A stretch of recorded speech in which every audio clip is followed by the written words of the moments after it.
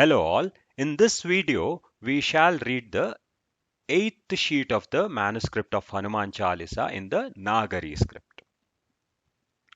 In the previous video, we had read the seventh sheet of the manuscript, which is shown on the screen. It says, Bhayya Sagara Teni.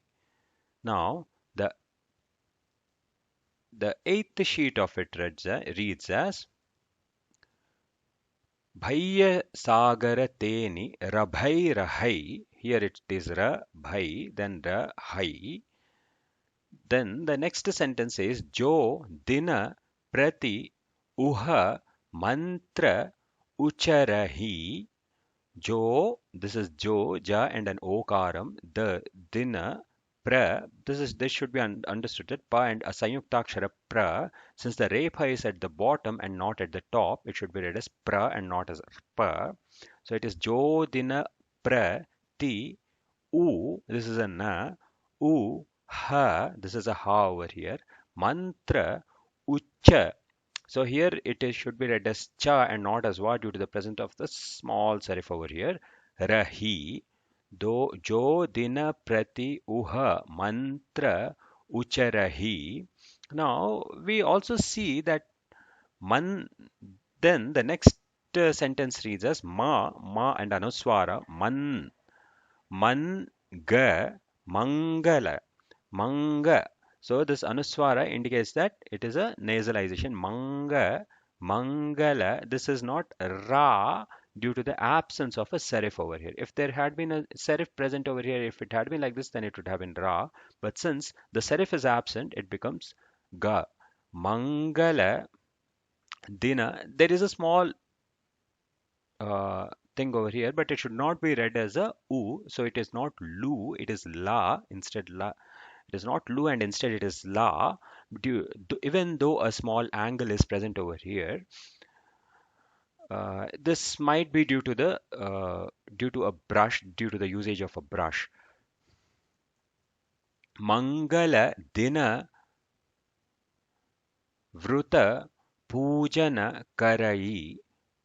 This is Ukaram is quite evident over here. Mangala Dina Vrita Pujana Karai.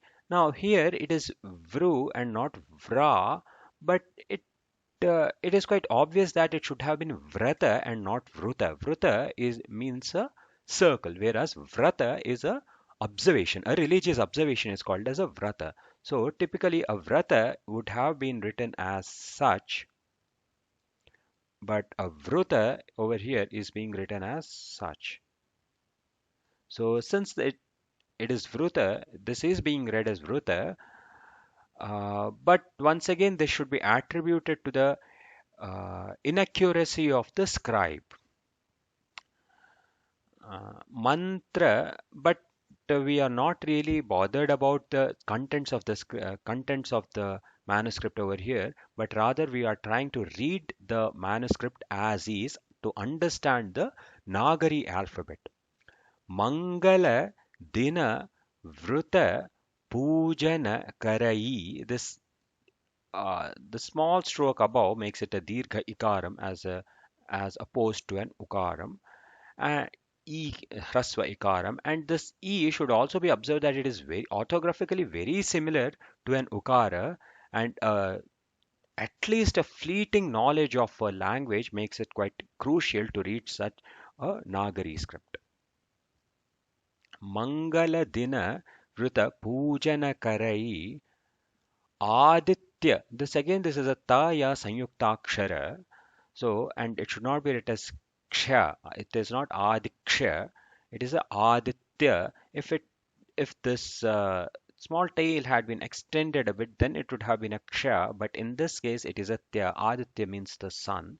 Aditya vara. It makes sense. This may be ignored. It looks like a stray syllable over here.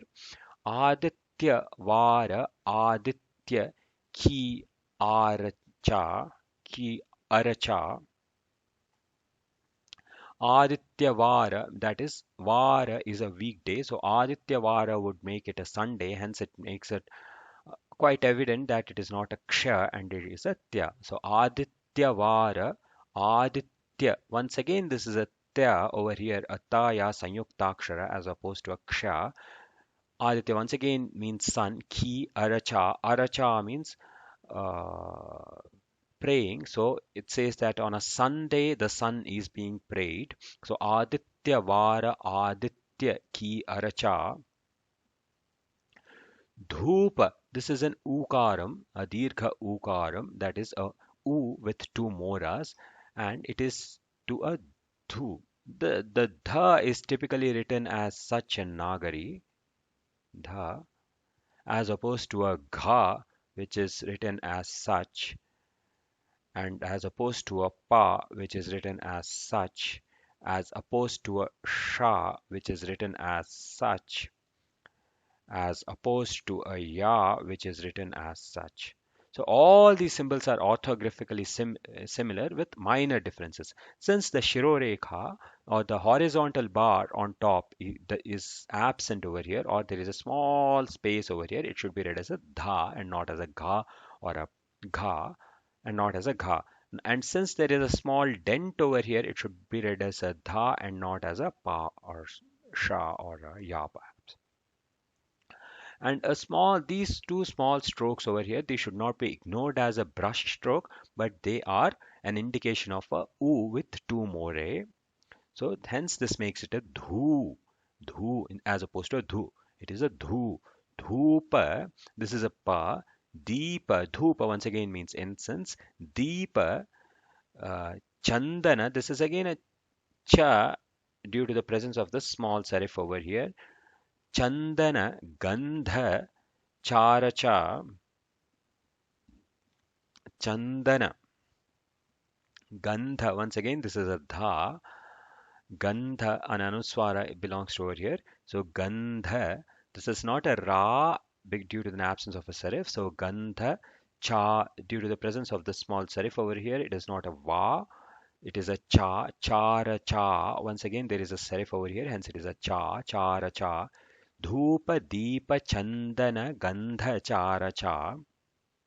Then we say mishta. It is not a bhishta due to a continuous horizontal line on top. So it is a mishta. It is a shta as had been previously explained in another video. It is a sayuktakshara of sha and then a ta. Shta.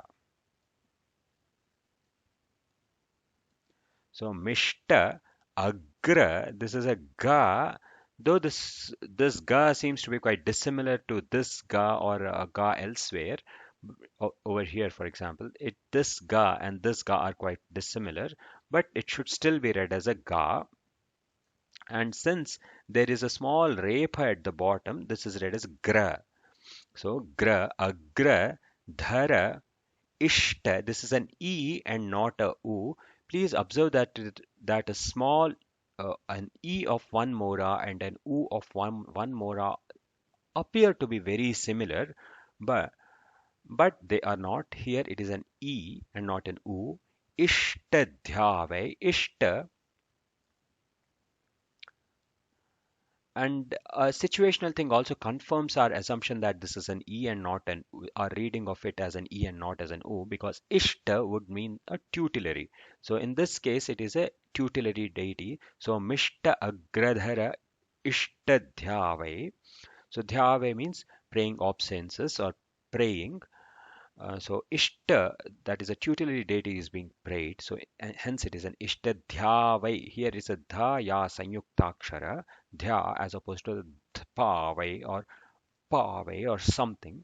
So the Dha is evident due to the presence of the stent and also due to the absence of a due to the small gap on the horizontal bar above. And this is, though this thing seems to be quite similar to a pa, but this should be read as an ya and not as a pa. Dhyavai. Now bhakti. This ta is quite unique to a Nagari. A Nagari ka can be written as such or as such or as such. There are multiple orthographies present for a ka in Nagari. So the third ka, the third orthography has been used over here. So it becomes a ka and then a ta. underneath it. So it becomes a bhakta. And then an ikaram is present over here, a small e. So bhakti. So it becomes a bhakti. Bhakti prabhava. This is once again pa and a ra sayuktakshara pra. Then bha due to the absence of this. This is not ma due to the presence of the small gap over here. Prabhava suni sunishchay pavai. Shcha. This is a shcha. It should be read as a scha. Now it is quite similar to a shra, but the only difference between a shra is this is a shra, and a scha is written as. So this curve over here is absent in a shra. So hence, due to the presence of this particular curve over here, we schedule it as a scha. And this sha over here is the palatal sibilant as opposed to the retroflexial or dental sibilant. So schai. And since there are two eyes over here, two strokes above, so it becomes chai. So nischai. Nischai pavai. So the word nischai would mean certainly. So nischay pavai. So it says prabhava sunischay pavai. Certainly, bhakti prabhava sunischay pavai. So the effects of salvation or the fruits of salvation shall be would certainly be obtained. So that's what this sentence would mean. Bhakti prabhava sunischay pavai. Now, dina dinachali dinachalini tane Manivahai. So it says dina cha. This is due to the presence of this small stroke over here. It should be read as cha and not as a va. Dina cha li ni ti. This is a ta over here. Uh, the orthographic similarity of a na and a ta should be observed over here. The extension of this small stroke downwards ensures that this is a ta and not a na. Dinachalini Dinachalini Tane Manivahai. Then the next sentence is Pakashata Ardhave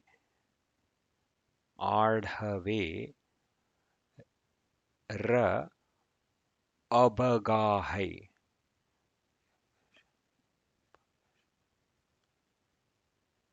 Pakasha Pakasha. This is a sha. This is a palatal sibilant over here, which is written as such.